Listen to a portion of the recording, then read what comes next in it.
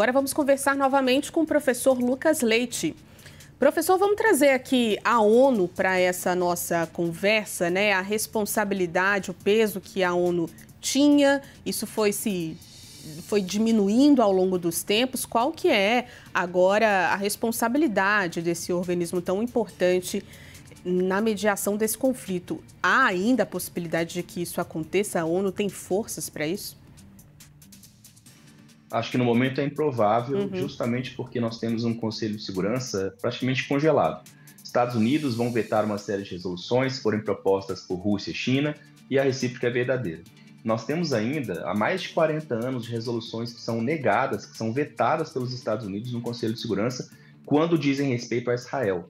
Portanto, a intransigência dos Estados Unidos de aceitar que houve uma agressão israelense em relação a outro país e que isso precisa, portanto, ser discutido pelas principais potências do mundo, portanto, uma ação deve ser feita, e isso tem levado justamente a essa incapacidade da ONU de agir mais fortemente. É preciso lembrar também que a ONU ela é o resultado direto dos esforços e dos recursos que esses atores empenham nela.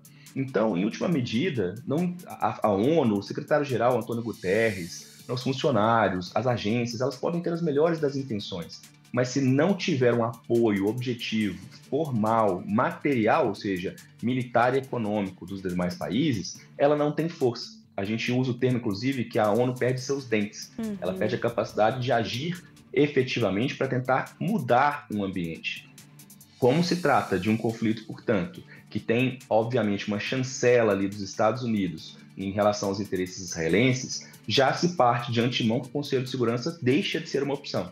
Nós tivemos até várias resoluções aprovadas na Assembleia Geral, condenando Israel em relação à questão da Palestina e outros países da região, e mesmo assim, na Assembleia Geral, elas são apenas resoluções que tentam indicar caminhos, elas não são impositivas, elas não são vinculantes em termos de ação militar. A gente pode pegar, por exemplo, pensar o seguinte: o orçamento da ONU para missões de paz, ele não chega, às vezes, a 1% do orçamento de defesa das principais potências, que mostra para a gente que ela, sem a capacidade de fato dos estados, ela não age. E aí, trazendo a questão da Agência Internacional de Energia Atômica, é uma agência que tem uma credibilidade muito grande, é uma agência que tem uma força muito grande, mas que, de novo, se nós juntarmos essa lógica da seletividade com que certos indivíduos têm atuado, infelizmente, o que nós temos visto é uma ocupação maior de países ocidentais e de ocidentais em várias dessas instituições que promovem esses valores e interesses. Não quero dizer que eles estão certos ou errados. O que eu quero dizer é que existe uma multiplicidade de atores, de interesses e de valores que supostamente a ONU e a Agência Internacional de Energia Atômica deveriam valorizar.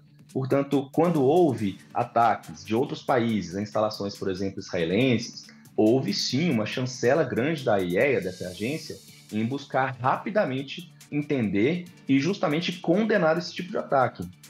Isso não aconteceu em relação às instalações do Irã. Mesmo que, como o próprio presidente, diretor da Agência Internacional de Energia Atômica tenha dito, mesmo que eles acompanhem de perto, que eles tenham esses relatórios e que possam e tenham feito essa vigilância constante. Portanto, é necessário que essas instituições busquem garantir essa credibilidade, elas busquem, portanto, ficar numa imparcialidade muito grande para mostrar que elas podem ser confiáveis, que Israel, Irã e qualquer outro país podem confiar nelas e que elas são, sim, um bom filtro para demonstrar em que medida se encontram os programas nucleares. Professor Lucas Leite, doutor em Relações Internacionais, segue com a gente aqui nessa cobertura especial, nos ajudando a entender esse processo e esse conflito entre Israel e Irã.